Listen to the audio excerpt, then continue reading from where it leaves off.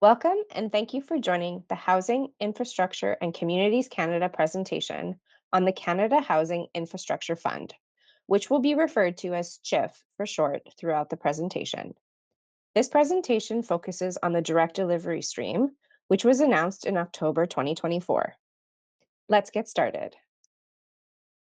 Today's presentation will provide an overview of the CHIF program, its requirements, including eligibility criteria for applicants and projects, housing conditions, and how projects are assessed. We will also provide information on how to apply, along with some tips and information on what you can expect after you submit an application. The Canada Housing Infrastructure Fund was announced in Budget 2024. It's a $6 billion fund intended to accelerate the construction and upgrading of housing enabling water, wastewater, stormwater, and solid waste infrastructure in order to provide the infrastructure needed to increase housing. For example, bringing water pipes to a new subdivision or increasing pipe size to allow for densification. The fund has two streams. $5 billion is available under the provincial and territorial PT agreement stream, where HICC will provide funding to provinces and territories to distribute, and where provinces are required to contribute 33% of total eligible costs to the project.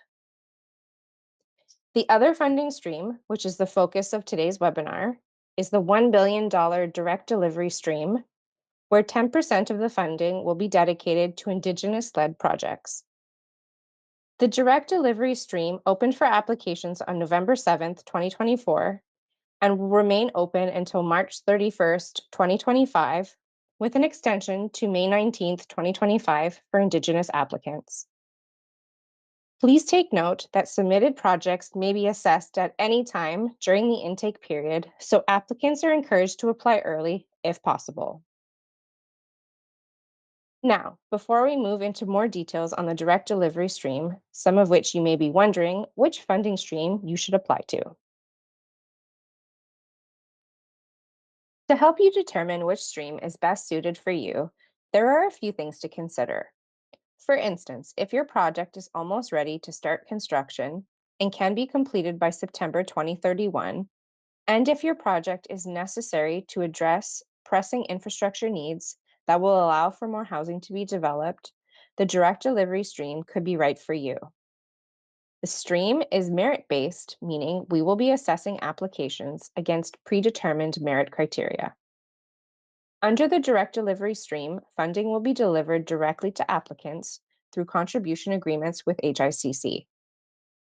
Alternatively, if you're still in the early planning phase of your project, or if you require financial support from your province, or if your project will exceed $100 million in total eligible costs, the PT agreement stream could be a better option. And finally, please note that although a project can apply to both funding streams, it cannot receive CHIF funding from both the direct delivery and PT streams. However, if you opt to submit your project for funding under the PT stream, provinces would be required to contribute 33% of total eligible costs to the project. To learn more about the PT agreement stream, I'd encourage you to check out the Provinces and Territories section of the CHIF website. A key aspect of CHIF relates to housing conditions. These conditions apply differently depending on the applicant type, location, and project stream. In order for provinces to receive funding through the PT agreement stream, they must meet all 5 conditions. Today, we are only going to focus on the first 2 conditions on the left-hand side of the screen, as they are the only ones that apply in the direct delivery stream. These 2 conditions, zoning for 4 units as of right and development charge freezes, do not apply to municipalities in the territories or to Indigenous applicants. The first housing condition relates to zoning. Municipalities in the provinces with more than 30,000 people are required to implement zoning changes to allow for 4 units as of right. The term 4 units as of right refers to allowing more housing options by adopting municipal zoning that allows for more missing middle homes, for example, duplexes, triplexes, townhouses, and other multi-unit apartment blocks. This is required for all low-density residential areas with municipal servicing. That said, we understand that sometimes there are site-specific considerations that prevent densification, or that some communities may still be in the process of implementing 4 units as of right zoning. You can provide additional details to explain this in the application form, and can contact us if you have any questions about how this condition applies to your municipality. While applicants that are committing to implement 4 units as of right zoning may apply for CHIF funding, they will need to demonstrate in their application that this will be implemented in the near term. It's also important to note that projects will not receive funding until applicable zoning requirements are in place. The second housing condition that applies to the direct delivery stream relates to development charge freezes. The development charge freeze condition only applies to municipalities or regional governments with populations above 300,000 people. These communities are required to implement a 3-year freeze on increasing development charges from rates in effect as of April 2nd, 2024, and the freeze must be in place for 3 consecutive years. If you are unsure if this condition applies to you, we encourage you to consult Appendix B of the applicant guide, as it contains a list of municipalities that are subject to this condition. Similar to the zoning condition, applicants subject to the development charge freeze may apply to the program and receive conditional approval based on a commitment to implement the condition. However, projects will not receive funding until development charges have been frozen as required by the program. HICC may take into consideration alternative measures proposed by municipalities to achieve a similar policy intent of reducing the cost of construction of new homes and encourage developers to build more homes. Alternative measures would need to be clearly detailed in the application, and they must be measurable and quantifiable. Proposed alternatives will be considered on a case-by-case basis, with HICC reserving the right to accept or not accept the proposal. Now let's talk about the other elements needed to be eligible for this funding. This slide provides a quick glimpse of eligible and ineligible applicants. Applicants that are eligible to apply for funding under CHIF direct delivery include municipal or regional governments, public sector bodies, incorporated not-for-profit organizations, and Indigenous applicants. Applicants that are not eligible to apply under direct delivery include provincial or territorial governments, private sector for-profit bodies that are not partnering with an eligible applicant, individual and private citizens, and federal entities.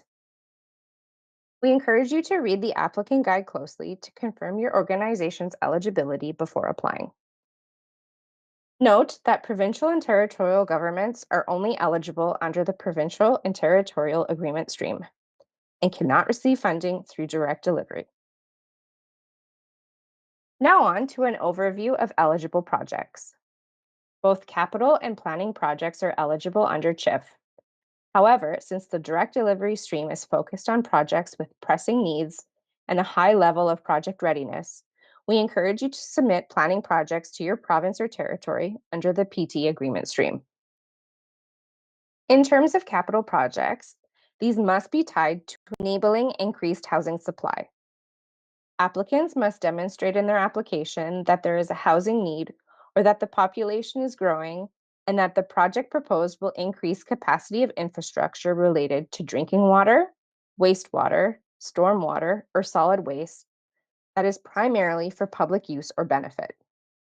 While projects with a capital cost greater than $100 million are encouraged to be submitted under the PT agreement stream, these will not be eligible for funding under either CHIF stream unless those projects are concurrently submitted for review to the Canada Infrastructure Bank, the CIB, and until the CIB has provided advice to HICC on the potential for CIB involvement.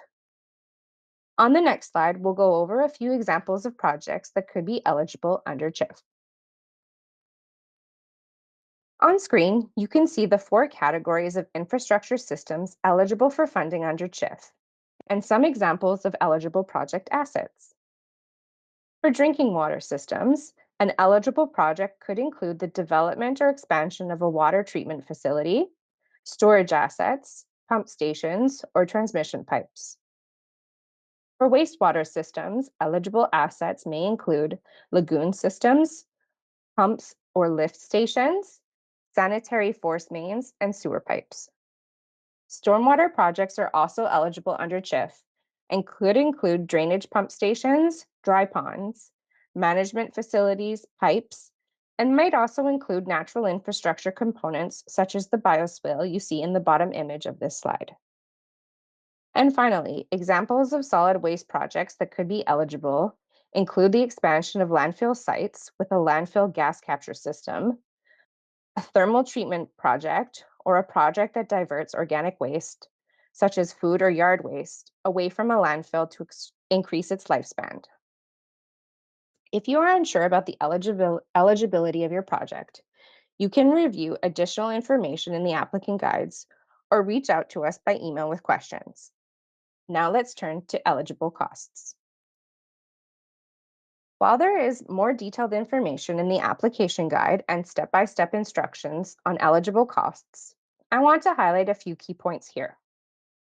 The total eligible costs for a project must be between 1 million and 100 million, with 2 caveats. Number 1, minimum project costs do not apply to eligible Indigenous applicants. And number 2, projects that exceed 100 million in total eligible costs will only be considered on a case-by-case basis. If this applies to your project, please contact the CHIF team before submitting an application. Some examples of eligible costs are shown on the slide.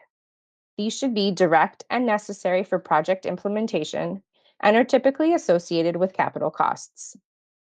In all cases, funds can be reimbursed after a contribution agreement has been signed. Similar to the last slide, details on ineligible costs are available in the applicant guides, but here are a few key points to remember. Costs incurred before project approval are not eligible unless those costs relate to meeting federal requirements, including environmental assessment, Indigenous consultation, climate resilience, and GHG mitigation. These costs may be retroactively eligible if incurred after September 10th, 2024.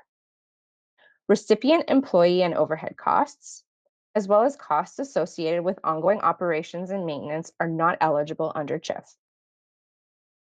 In addition, HICC will only reimburse eligible expenses up to the amount agreed to in the contribution agreement. HICC will not pay for any cost overruns, meaning if the cost of the project increases above the amount specified in the agreement, those costs are not eligible and won't be reimbursed. As such, please carefully consider the guidance on contingencies and class estimates in the step-by-step instructions when budgeting for your project. Also, a reminder that contribution agreements will not be signed and projects will not receive funding until all applicable housing conditions are in place. The maximum federal cost share that CHIF may contribute toward a project is based on the recipient type and where the project is located. For example, the program share is higher for projects in the territories versus those in the provinces. The cost share is calculated from a project's total eligible costs. This means that the recipient is responsible for paying for the full amount of any ineligible expenses. The other important consideration is about the difference between program share and stacking limits. The federal share refers to the amount CHIF may fund, whereas stacking limits refer to funding from all levels of government, including provincial, territorial, and municipal, which cannot exceed 100% of total project costs. If you are receiving funding from other sources, please pay close attention to the stacking limits of each program, as the lowest is likely to apply. Applicants who have applied for or received funding from another program must disclose this information in the application form. And while not required for projects under 100 million, Projects nearing that amount may also consult the Canada Infrastructure Bank. Now let's talk about federal requirements. There are a few things you should know about environmental assessment and Indigenous consultation requirements. Number one, not all projects will have an environmental assessment or Indigenous consultation requirement, but when they apply, CHIF funding is contingent upon fulfilling the requirements. Number two, you may receive a request to provide additional information after you have submitted your application. The information provided to HICC will determine whether the project has federal environmental or impact assessment requirements under the Impact Assessment Act, modern treaties, or northern regulatory regimes. In terms of Indigenous consultation, the Government of Canada has a duty to consult and, where appropriate, accommodate Indigenous peoples when it contemplates a decision or activity that might adversely impact Aboriginal or treaty rights.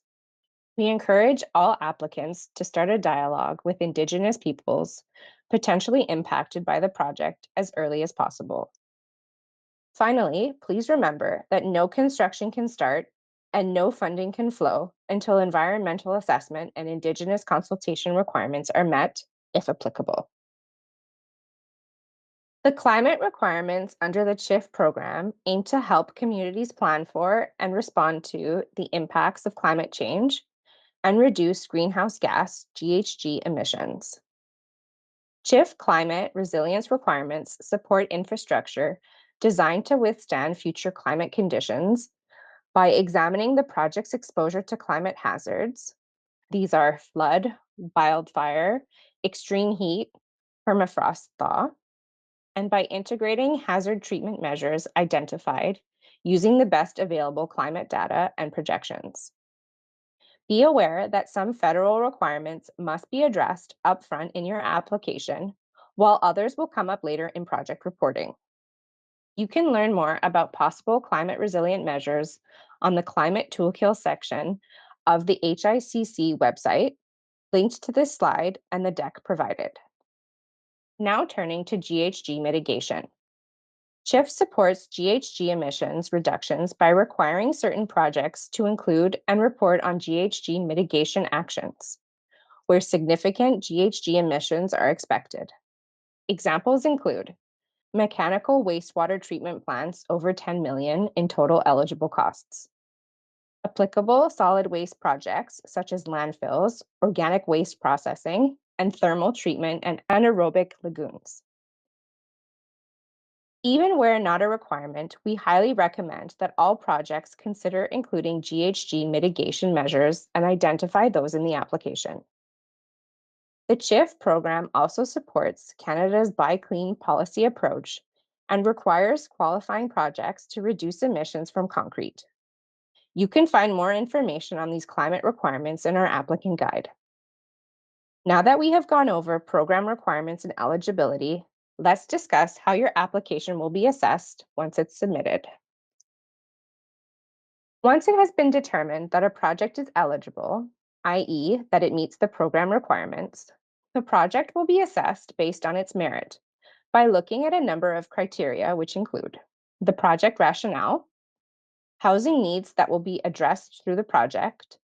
This includes the proportion of housing units that will be enabled and the extent that the project supports known housing developments, densification, and affordability. Infrastructure needs that will be addressed through the project.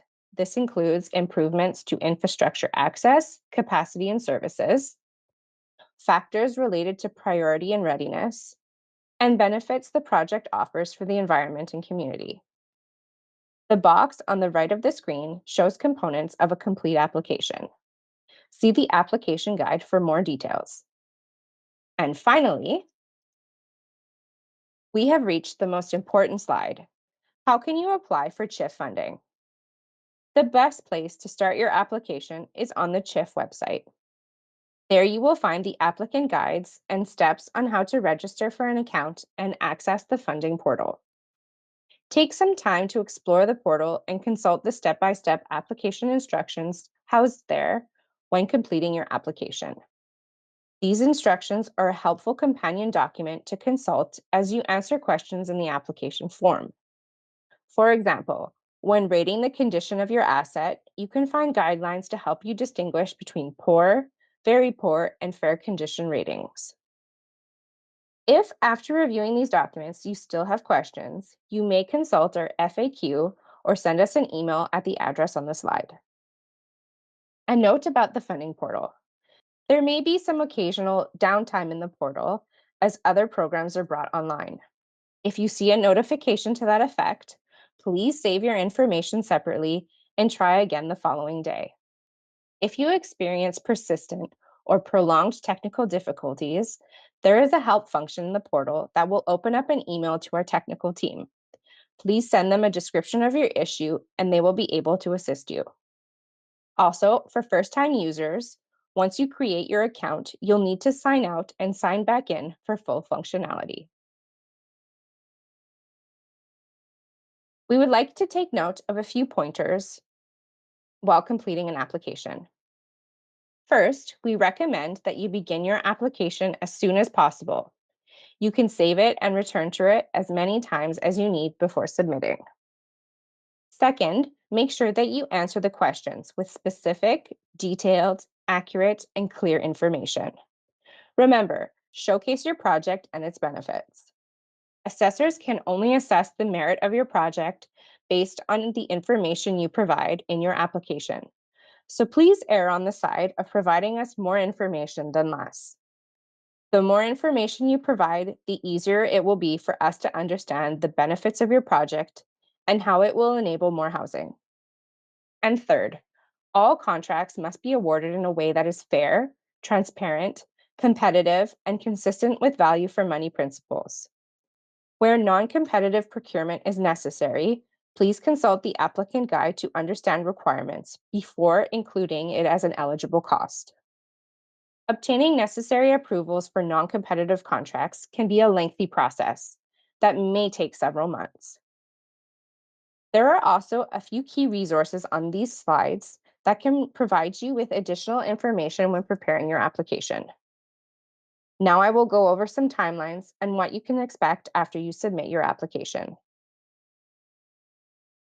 This slide provides a snapshot of the application review process. Applications that are deemed to meet the eligibility requirements move on to the merit assessment. This is where you might hear back from us for additional information related to federal requirements or if we have any questions. Based on the results of the merit assessments, CHIF will recommend projects for funding. Once decisions are made, each applicant will be informed about the results of their project application. So until you hear from us, you can assume that your project is still under consideration. Projects that are selected will receive an approval in principle letter signed by the minister and made aware if there are federal requirements related to environmental assessment or Indigenous consultation. Finally, a reminder not to wait to the end of the intake to apply, but to submit your application earlier if ready. While not a first come, first served fund, applications may be assessed and meritorious projects could be approved while the intake remains open.